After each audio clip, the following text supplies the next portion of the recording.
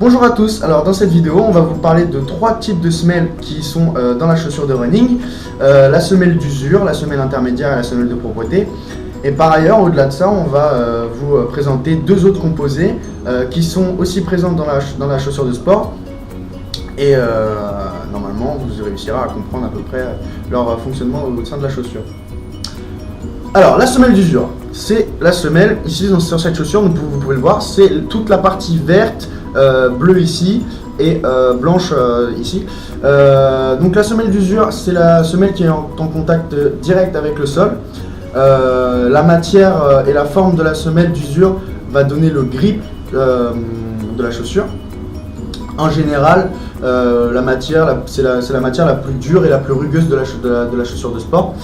Et certains équipementiers travaillent avec des multinationales, par exemple Adidas travaille avec Continental pour former des semelles à base de pneumatiques, sachant que Continental est spécialisé dans les pneumatiques, pour arriver à un objectif final qui se rapproche d'une semelle le mieux pour le confort du pied et les performances les plus développées. La semelle intermédiaire, donc elle vient se positionner juste au-dessus de la semelle d'usure. Donc dans cette chaussure, elle est représentée par la partie blanche.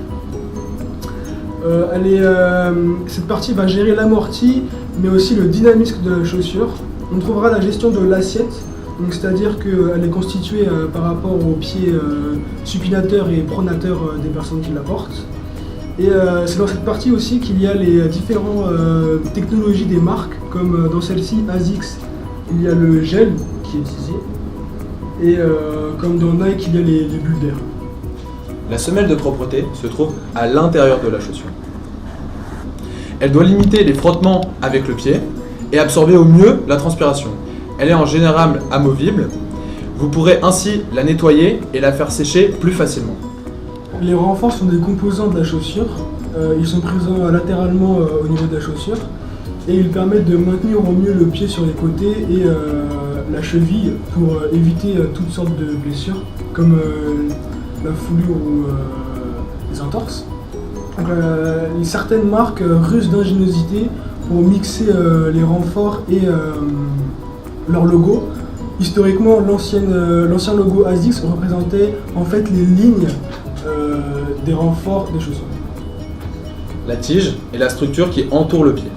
Elle est consolidée avec divers renforts sur le devant, sur le côté, au niveau du talon, des lacets.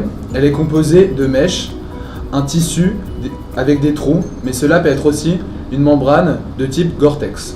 Donc à savoir, le Gore-Tex, c'est une matière qui est initialement présente dans la mèche. C'est une matière qui permet d'évacuer la transpiration émise par le pied, mais par ailleurs aussi de rendre la chaussure totalement imperméable. C'est-à-dire que la transpiration peut sortir, la transpiration étant de l'eau H2O liquide, mais l'eau H2O liquide qui voudrait rentrer à l'intérieur de la chaussure, par exemple s'il pleut ou des trucs comme ça, ça rend impossible grâce au Gore-Tex qui imperméabilise la chaussure. Donc ajoutez à cela la languette et les lacets et vous aurez les principaux éléments d'une chaussure de running. N'hésitez pas à poser vos questions dans les commentaires. Allez chez Nike. Et on se revoit bientôt. Peace.